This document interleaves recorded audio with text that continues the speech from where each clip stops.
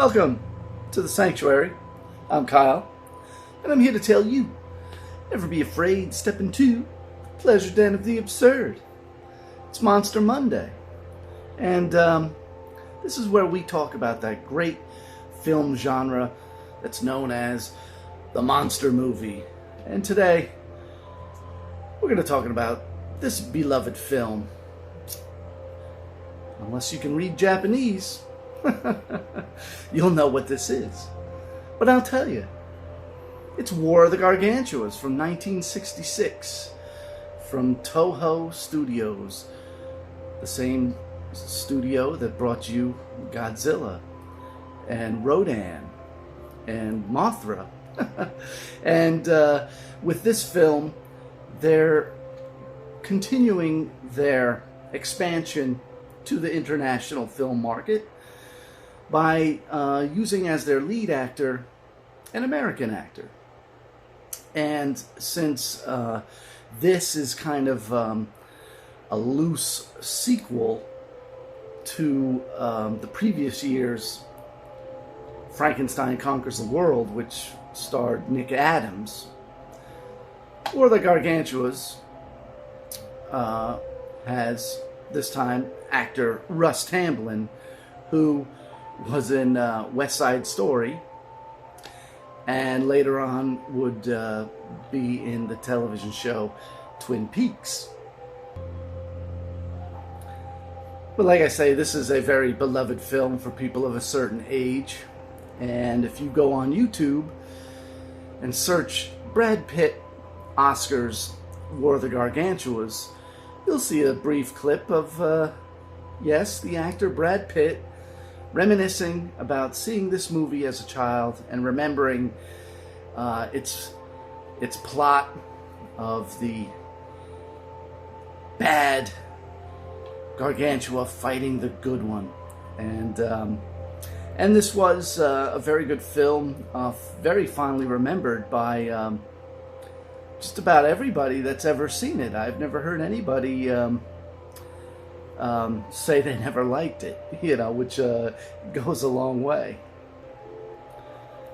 So for the American market, I believe it was Classic Media had War of the Gargantuas on a double DVD package paired with Rodan.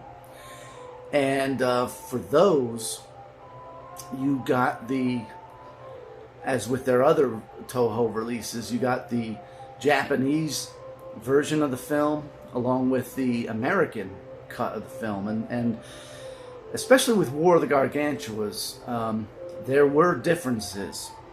And this is I got this from Video Daikaiju, company that sells all the original Japanese versions on DVD. This version here is pretty cool because you get a music-only audio track. So you can watch the movie. It's in full widescreen with very easy-to-read English subtitles.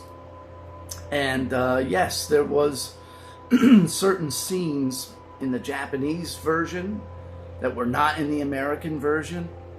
One such example is, and this is why this film stands out because of its, violence towards the humans. So, these are gigantic creatures, and the green one here, his name is Gyra in the Japanese version. And in the American version, they just call him the Green Gargantua.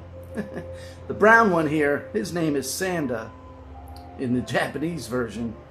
And you guessed it, in the American version, he's called the Brown Gargantua. How nice is that? So anyway, as I was saying, Gyra is mean and malevolent. And, the movie opens where he's terrorizing guys on a boat in the ocean. And so there's a scene in the film where he comes ashore at an airport, and all sorts of chaos is going on, and he looks through the window and reaches in and grabs a woman, and it's implied that he's took a bite out of her. He's eating her, because you see him chewing, right? But in the I can't remember which version is which, but basically he like spits out the clothes, and you see like a bunch of rags hitting the ground. In the other print, the other version, you see like a bouquet of roses amidst a bunch of rubble. So there were slight differences. I think in the American version, you get scenes of like more destruction, like where the Gargantuas are like running in the countryside and just like stepping on these little straw houses and rural houses, of farmers in the woods and whatnot. And so that's basically what's going on here. Is all of a sudden this green one, Gyra, comes out of the ocean. There's one survivor from that boat mishap, and the investigators find all these torn rags, and they've just disappeared, and so they come to the American doctor, Russ Tamblyn, and they're like, well, didn't you used to have some creature that you were doing observational experiments with and whatnot? And he's like, yeah, it escaped off into the mountains, and no one's ever seen it since. And he's referring to the brown one. And when they show you the flashbacks, you see this little brown, I don't know, kind of like, almost kind of like an ape-like creature. It doesn't really resemble anything, but it's this furry thing, and it's nice, and it's playing nice with the the female scientist and everything. And so yeah, he's like, well, this our creature, our Gargantua, escaped into the mountains, and he wouldn't be doing anything like eating humans, and so they go off and investigate and whatnot. So eventually what happens is, at one point in the film, all you know about is the green one. And because it's been living under the ocean and everything, it doesn't really like sunlight. It doesn't like direct light in its eyes and stuff like that. So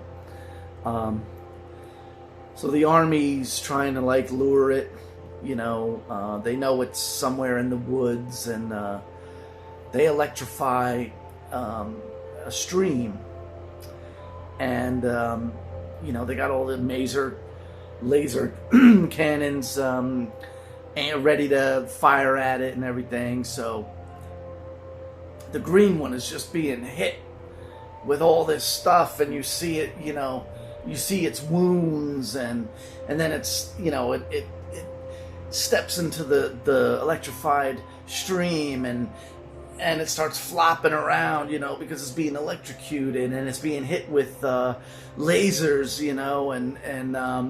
and then all of a sudden, wow, this brown one comes out of nowhere, and they're like, look, it's another one, and so it saves the green one.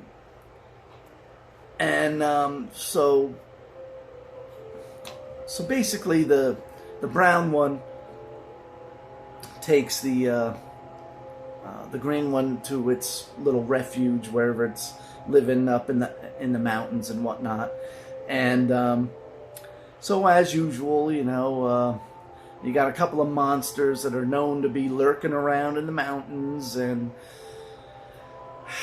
that's not going to stop, the young people from going and hiking and enjoying all the scenery and everything. So the brown one,